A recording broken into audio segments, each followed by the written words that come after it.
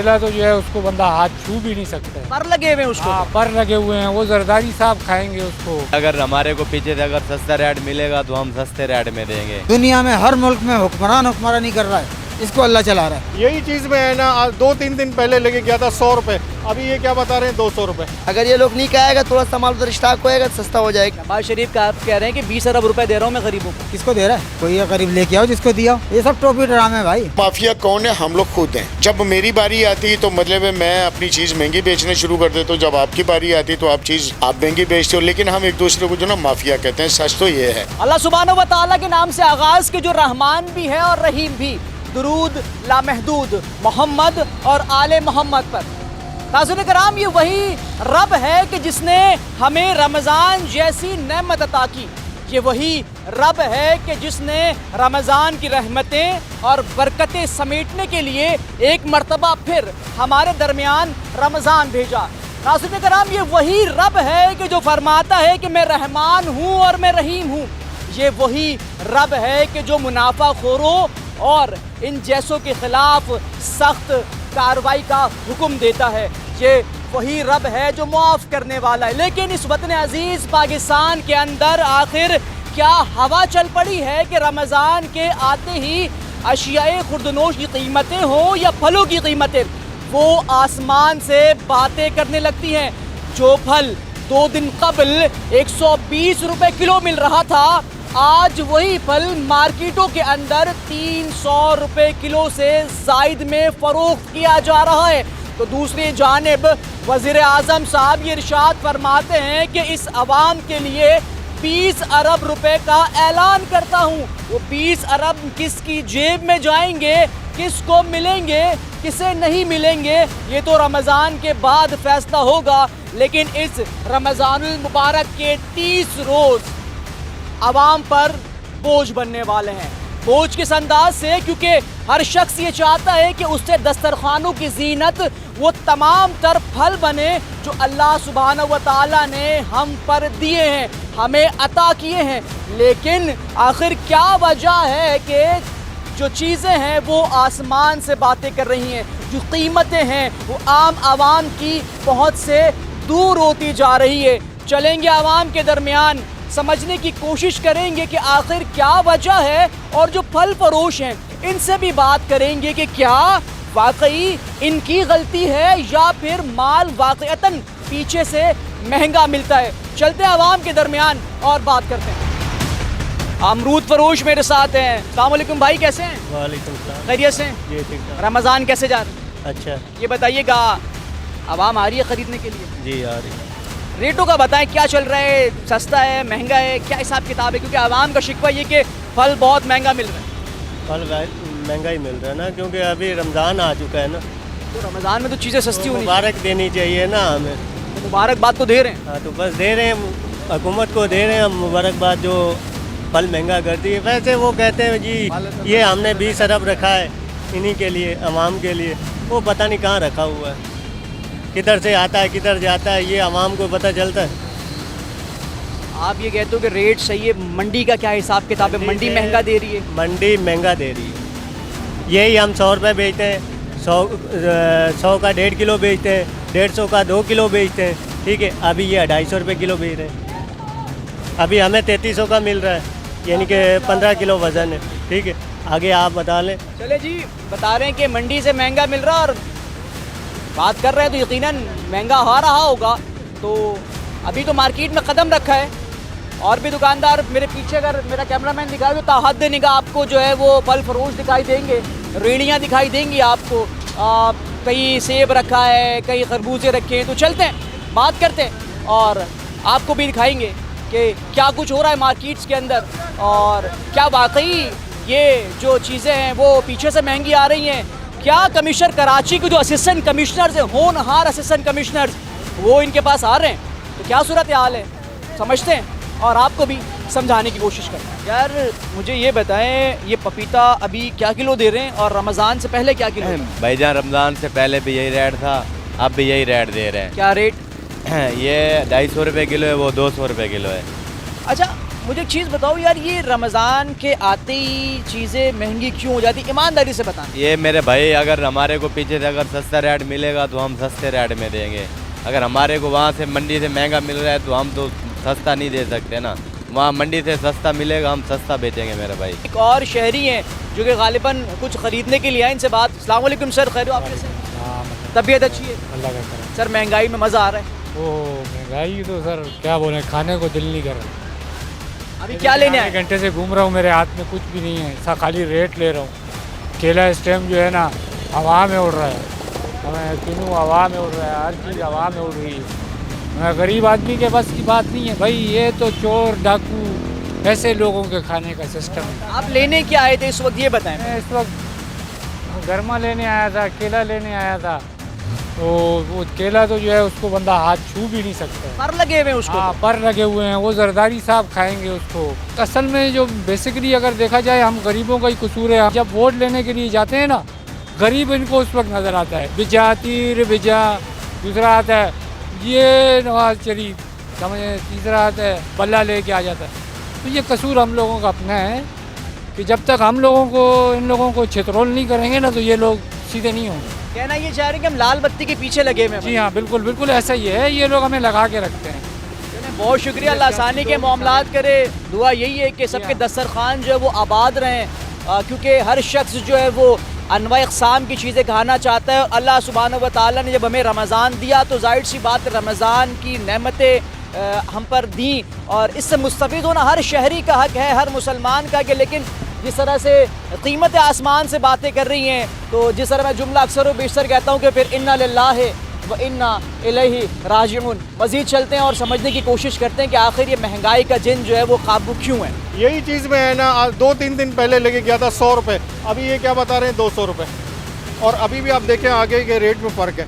मसला वही है कि ये महीना आता है, इन लोग को कम रेट करना चाहिए, मगर ये आवाम के लिए, और वो कर रहे हैं। सर ये महीना अल्लाह सुब्हानहू व तआला ने दिया, यकीनन रहमतें बरकतें लिए महीना आता है। हम दीगर ममालिक में देखते हैं चीज़ें सस्ती कर दी जाती हैं, यहाँ देखते हैं कि 2 दिन पहले रेट कुछ और होता है, रमज़ान आते ही पर लग जाता है। मसला यही है कि हम एक मुसलमान एज अ कंट्री, पाकिस्तान मुसलमान कंट्री है, मगर यहाँ ऐसा नहीं है। बाहर मुल्कों में जाएँ, आप कह रहे हैं ना कि जो रेट कम होते हैं, मगर यहाँ ऐसा कोई कॉन्सेप्ट नहीं है। यहाँ हर चीज़ हमारे लिए महंगी की होती जा रही है, और चेक एंड बैलेंस भी नहीं है। बहुत शुक्रिया, बहुत मोहब्बत। सर क्या लेने आए हुए? तो सौदा वौदा लेने ही आए मैं भाई। क्या देख रहे हैं, मार्केट सही चल रही है? कहाँ सही है, ऐसे ही है बस।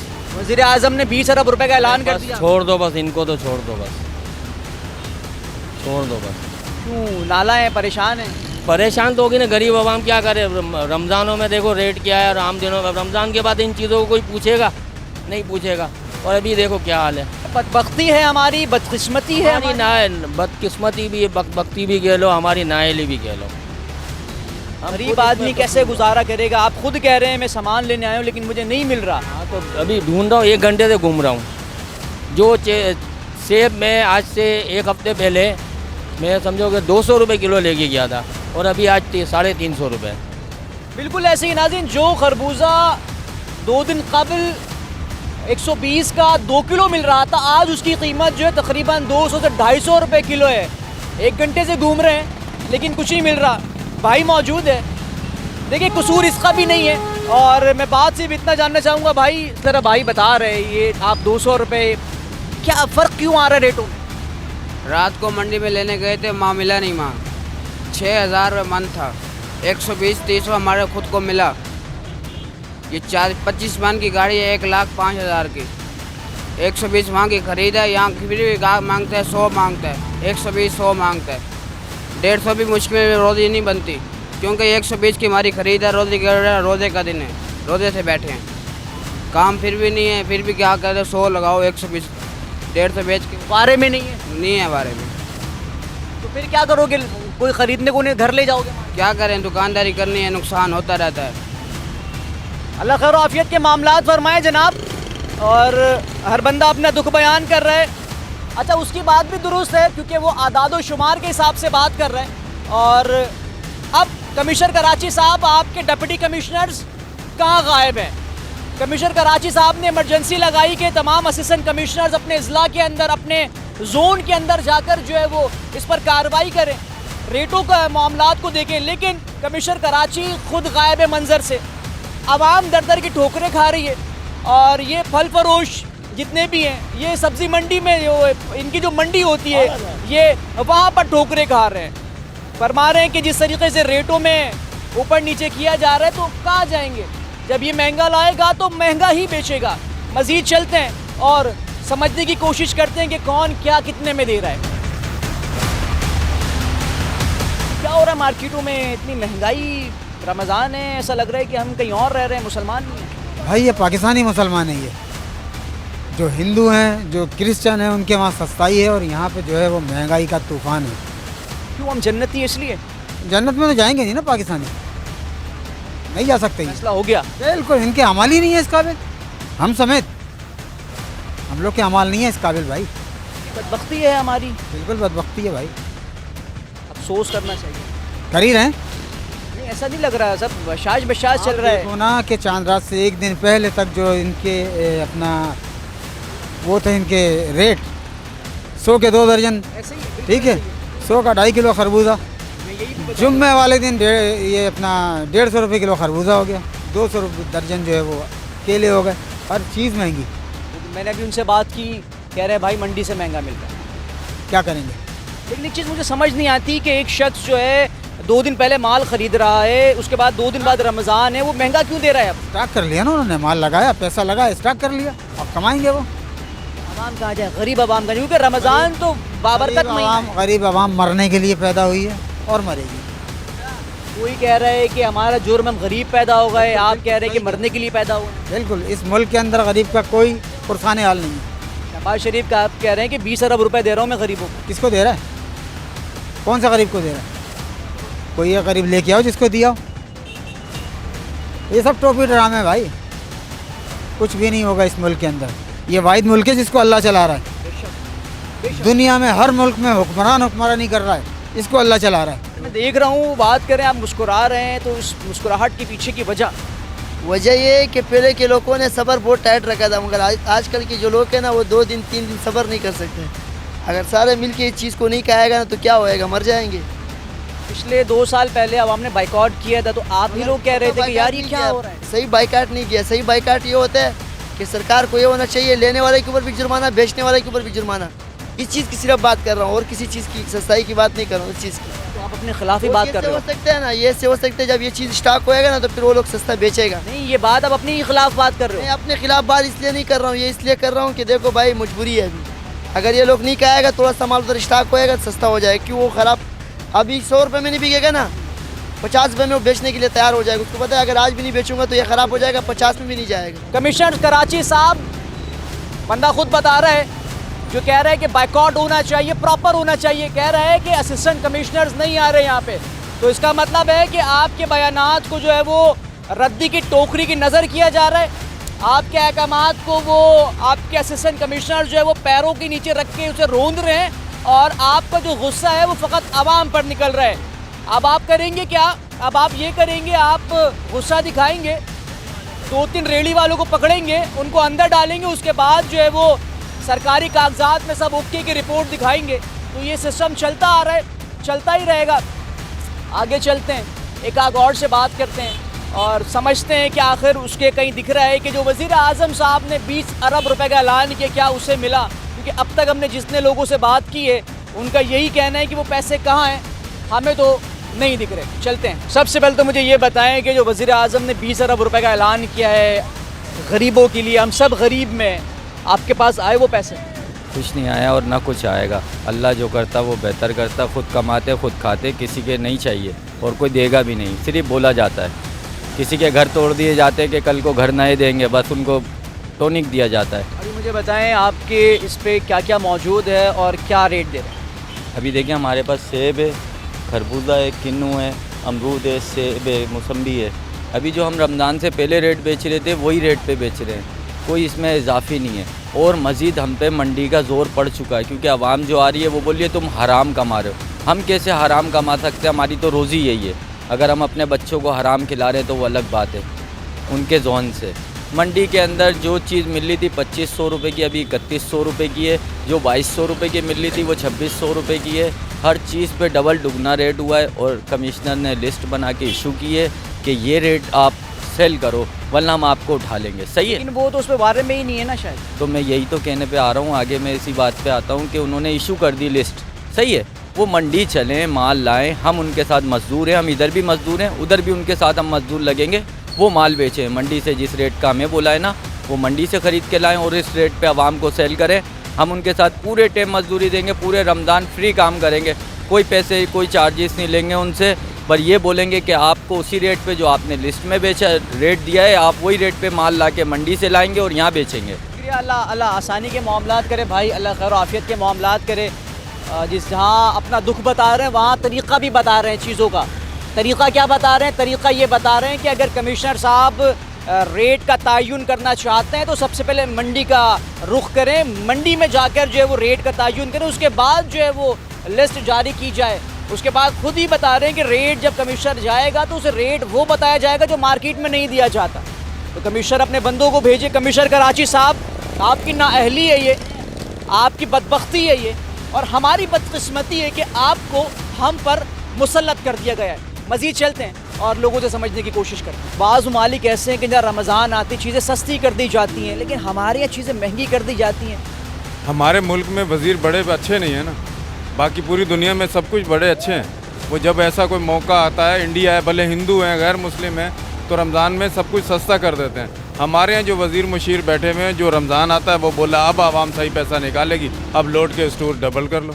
जी बिल्कुल, जिस तरह मैंने आपको दिखाया कि मार्केटों में इस वक्त जो है एक तूफ़ान बदतमीज़ी मचा हुआ है, जिसका जो दिल करता है उस रेट पर जो है वो उस कीमतों पर चीज़ें जो है वो बेचता दिखाई दे रहा है। हमने फल फरोशों से बात की, उनका यही कहना है कि जनाब जिस तरह मार्केट से माल मिलेगा उसी तरह हम यहाँ माल बेचेंगे। मैं बारहा ये सवाल करता हूँ कि डिप्टी कमिश्नर्स हों, असिस्टेंट कमिश्नर्स हों, जिनका ये काम है प्राइस रेगुलेट कराना, आखिर वो कहाँ हैं इस वक्त?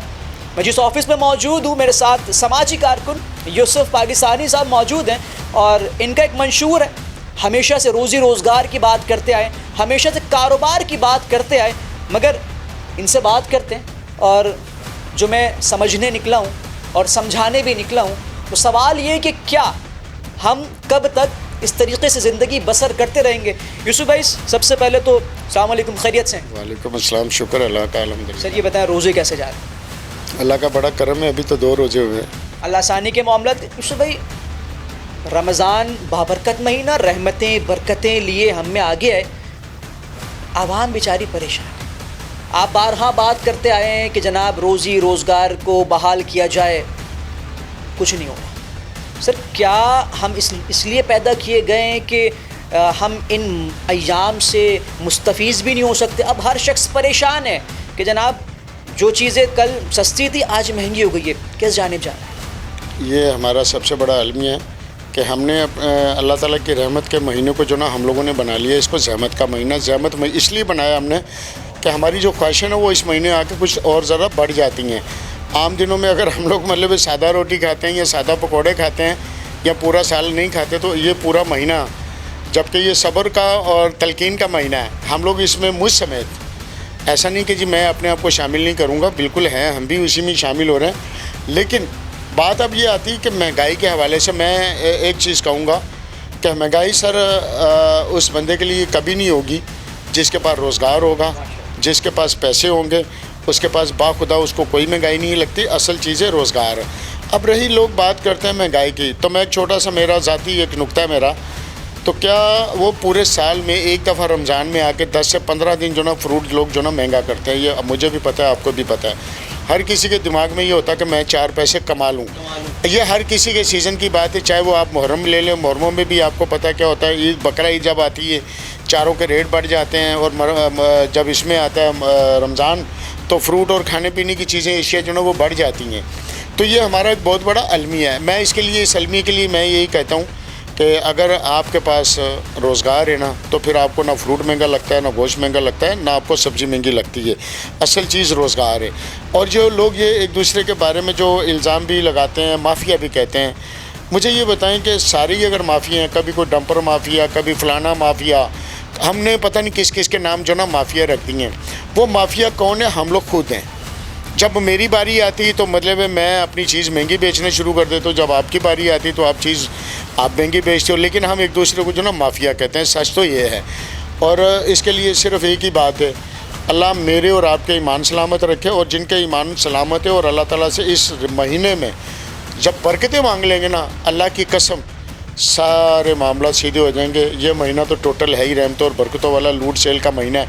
लेकिन हमने ये लूट सेल बजाय अपने रब से मांगने की, हमने लूट सेल बना लिया दुनियादारी को। तो यही मैं समझता हूँ सबसे भाई आपने बात की 15 दिन 10 दिन चीज़ें महंगी होती है, तो आप ये कहना चाहते हैं कि इसको बाइकआउट कर रहे हैं हम? नहीं, मैं इसके बाइकआउट के हक़ में मैं बिल्कुल भी नहीं हूँ। हाँ, उसकी वजह ये कि देखें, अगर सिर्फ आपने फ्रूट वाले के ऊपर तो इल्ज़ाम लगा दिया, अब महंगाई तो मतलब है कि कपड़ा भी है, पेट्रोल भी है, ट्रांसपोर्ट भी है, उनके ऊपर क्यों नहीं आप बात करते भाई? एक फ्रूट वाला, सब्ज़ी वाला, उसको आप जाकर मतलब आप कहते हो कि उसके ठेले लटका दिए जाएं, उल्टा दिए जाएं, तो मैं नहीं, ये गलत है। ये मैं क्यों, एक तो सबसे मेन चीज़ कि उसकी रोज़ी है, और उससे बड़ी जो चीज़ है वो अल्लाह की नेमत है जो हम पाँव में फेंकते हैं। तो उसके लिए कोई मेरा ख्याल है कोई और एहतमाम किया जाए तो ज़्यादा बेहतर है, और खाली सिर्फ कह देना जो ना ये गवर्नमेंट ऑफ पाकिस्तान, हमारे काबिल वज़ीर आज़म की जानिब से 20 अरब रुपए का ऐलान भी किया गया है। नहीं समझते कि क्या ये चीज़ें डोर टू डोर होनी चाहिए, लेकिन किसी को मालूम ही नहीं कि चीज़ें कहाँ हैं। आज चूँकि हम निकले, हमने मार्केट में फल फरोशों से भी बात की, फल फरोश भी कह रहे हैं कि बाइकआउट कर दो। आवाम इतनी तंग आ चुकी है, मार्केटें खाली पड़ी हुई हैं और वज़ीर आज़म साहब 20 अरब रुपए का ऐलान कर रहे हैं। देखें, ये उनके मामला थे, मैंने ना वो 20 अरब का ऐलान देखा है, मैं इसलिए उसके ऊपर कोई बात नहीं कर सकता। अगर मैंने देखा होता ना तो मैं ज़रूर बात करता। और बकौल आपके, अगर उन्होंने 20 अरब का ऐलान किया है, मान लिया जो मैंने, अब वज़ीर आज़म साहब को ये भी देखना पड़ेगा, ये उनकी टीम को, क्या है कि इसका नीचे तक असरात हैं। अगर नीचे तक असरात हैं तो मेरी दुआ है अल्लाह पाक वज़ीर आज़म का साहब को इसका अजर अजीम दे, यहाँ भी और दुनिया में भी और आखिरत में भी। ये मैं दुआ दी है, चूँकि बरकत लिए ये महीना आया है, अभी इसमें शब आनी बाकी हैं, कोई पैगाम? मैं सिर्फ इतना कहूँगा, जैसे आप अपने लिए भला चाहते हैं ना, सिर्फ दूसरे के लिए चाहना शुरू कर दें। अगर भला नहीं कर सकते ना तो उसके लिए बुरा ना करें। इंशाल्लाह मेरा और आपका भला वैसे ही होता रहेगा। बहुत शुक्रिया, आप अपने कीमती वक्त का आपने अपनी राय दी। यकीनन देखिए, हर शख्स को अपनी राय देने का मुकम्मल हक हासिल है। वतन अजीज़ के अंदर वो आज़ाद शहरी है, मगर जिस तरीके से बात की, ढके छुपे अल्फाज में बात की है कि जनाब वज़ीर आज़म की जो नीचे की टीम है उसे देखना पड़ेगा कि चीज़ें किस अंदाज में चल रही हैं। लेकिन ये बात वज़ीर आज़म की कर रहे हैं, और मैं बात करूँगा कि डिप्टी कमिश्नर कराची जो अब तक AC के ठंडे कमरों में बैठे हुए, खुदारा बाहर निकलें।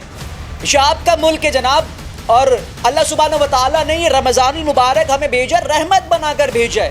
खुदा का नाम लें, ये जहमत ना बनाएं।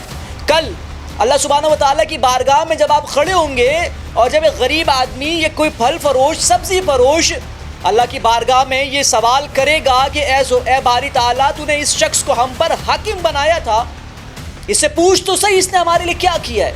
तो कमिश्नर कराची साहब, फिर शायद आपके पास अल्फाज नहीं होंगे।